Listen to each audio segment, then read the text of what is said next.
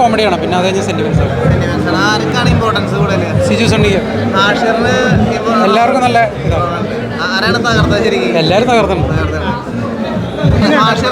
ഹാഷിറിന്റെ അടുത്തതാണ് നമ്മൾ ഹാഷിറിനെ കാണാൻ സെക്കൻഡ് ഭാഗം ഇറങ്ങുന്നുണ്ട്. അപ്പൊ ഹാഷിറിനെ കാണാൻ പറ്റത്തില്ല. മൊത്തം കോമഡിയാണ്. ആ പിന്നെ സീരിയസ് ആയിട്ടും വരുന്നുണ്ട്. മൊത്തത്തിൽ നല്ലൊരു മൂവിയാണ്. വാഴ തെളിച്ചിരിക്കുന്നത്, വാഴ എന്താണെന്നുള്ളത് കാണിച്ചിരിക്കുന്നത്. കാരണം ഇതിനകത്ത് ഒരുപാട് താരങ്ങളുണ്ട്. നമ്മുടെ ബേസിലൊക്കെ ഗസ്റ്റ് അപ്പിയറൻസ് ഉണ്ട്. അവർ ഗംഭീര പടമാണ്. കാരണം ചെറുപ്പക്കാരെല്ലാവരും കാണണം. ഒരുപാട് പേരൻസ് നാട്ടുകാർ കളിയാക്കും വാഴ വാഴ എന്ന് വിളിച്ചു. പക്ഷെ ഈ വാഴ കണ്ടു കഴിഞ്ഞാൽ വേറെ ലെവലാണ്.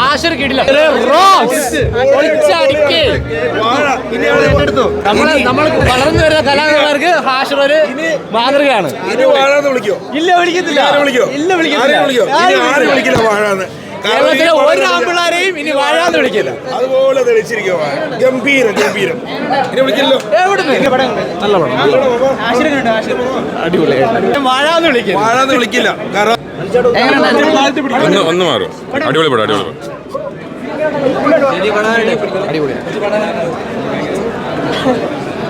ചേച്ചി എങ്ങനെയുണ്ടായിരുന്നു ഫിലിം? ഇഷ്ടപ്പെട്ടു?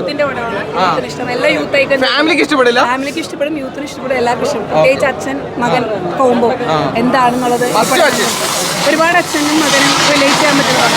മസ്റ്റായിട്ട്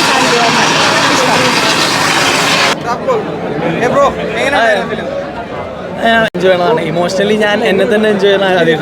ഈ ഭയങ്കര വർക്ക് ഇമോഷൻ. പിന്നെ എനിക്കത് കണ്ടിരിക്കാൻ പറ്റുന്നില്ല. എൻ്റെ സീനുകളും നമ്മളെ മൊത്തം ആൾക്കാർ ഇമോഷൻസിലേക്ക് കണ്ടിരിക്കുമ്പോൾ ഭയങ്കര ബുദ്ധിമുട്ടായിരുന്നു. ഓക്കെ അടിപൊളിയായിരുന്നു. എല്ലാവർക്കും ഇഷ്ടപ്പെട്ട പടം. സന്തോഷം. ശരി. അടിപൊളി. ഹാപ്പിയാണ്. നല്ലായിരുന്നു. എല്ലാവർക്കും കണക്ട് ആവും എന്തായാലും പരിപാടി. പിന്നെ ശ്രുതിയുടെയും മോഹൻലാലിന്റെ അടിപൊളിയായിരുന്നു. ഭയങ്കര സന്തോഷം. നല്ല സിനിമയാണ്. എല്ലാവരും പോയിട്ട് കാണണം. നല്ല സിനിമയാണ്. കണ്ടോ? ഇല്ല, കാണണം. ഞങ്ങൾ ഓൺ ഡ്യൂട്ടി. എങ്ങനെയുണ്ടായിരുന്നു ചേട്ടാ? ചേട്ടനോ? കുഴപ്പമില്ലായിരുന്നു.